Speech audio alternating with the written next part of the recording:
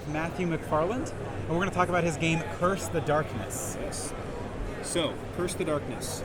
In 2012, a man walks out of the shadows with monsters behind him and says, here's the rules. No more ideology, no more religion, no more ethnicity, no more commerce. You take care of each other, or they kill you. This does not go over as well as perhaps you might have liked. You can't put a gun to somebody's head and say, be a good person. It doesn't work. So now it's 10 years later. There's a lot of pushback, and he's apparently the only one that can control the monsters. So about half the world's population is gone. And now things are settling down a bit. He's not paying attention the way that he was, or maybe it's just that the population's so thinned out that he doesn't notice infractions of the rules as easily. But what you're trying to do in the game is kind of decide, are you trying to fight back and reclaim some agency and some identity, or is this good enough? Can you live in the world and survive and be all right with that? That is, do you light a candle or curse the darkness?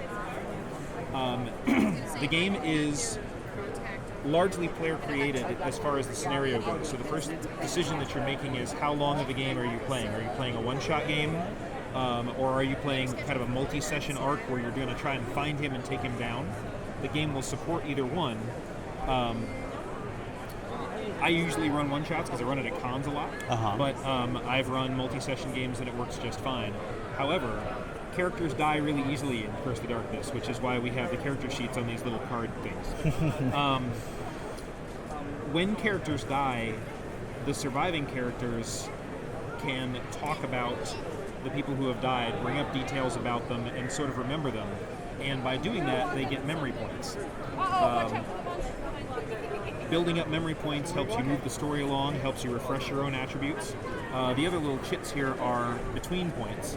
And you can use between points to refresh your attributes and to do other helpful things in the game. But if the storyteller gets too many, or the GM gets too many of them, then he notices you. And the monsters notice you. If you're following the rules at the time, that's not a big problem. You know, a shadow opens, a monster looks out, and then goes back in. Sure, it's a scary moment, but everybody's okay. If you are breaking the rules at the time, well, then we probably start doing a removal challenge and see if everybody gets through it okay. Shall we talk about mechanics a bit? Yeah, tell me, how does it work? So, Curse the Darkness is card-based. It requires 3 standard decks of cards, Jokers included. The GM gets 1, and I don't have a GM's deck out at the moment because I'm not running a full game.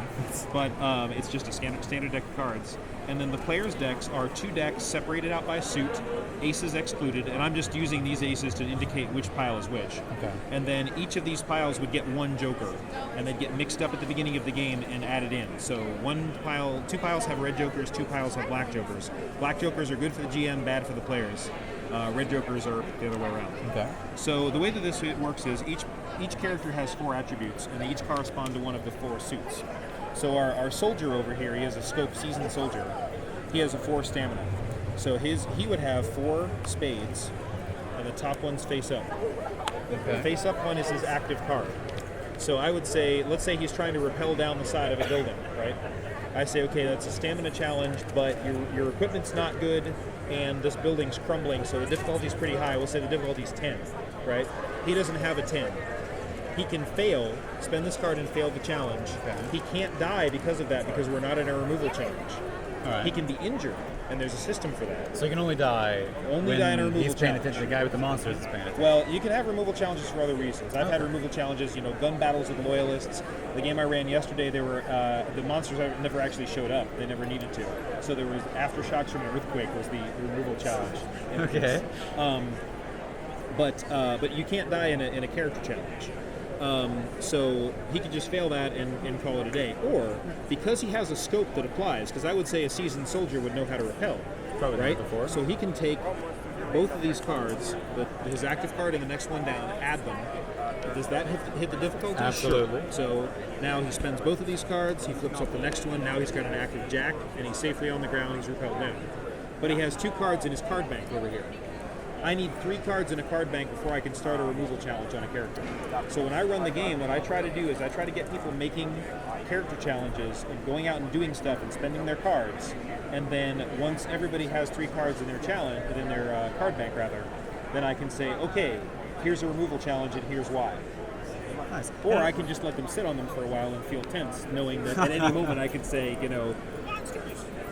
It also seems like that would be good for facilitating, like making sure everyone is involved. Yep.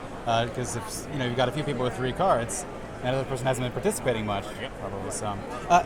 So how did you? What made you want to make this game in particular? Curse of Darkness? I heard a cover by A Perfect Circle of John Lennon's Imagine, which is an amazing cover, and it's very dark, as opposed to the original, which of course is John Lennon, so it's very happy and upbeat. And then The Perfect Circles it's the same lyrics and the same music, but it's minor keys and it's very kind of dark and almost contemplative. Yeah. And I listened to that song and I saw a guy standing on a balcony or a parapet looking out over a ruined world and thinking, yep, that's what needed to happen. I had no idea what that meant.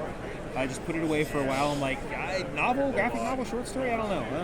And then a couple of years later, I found a Flickr online of a Tea Party rally.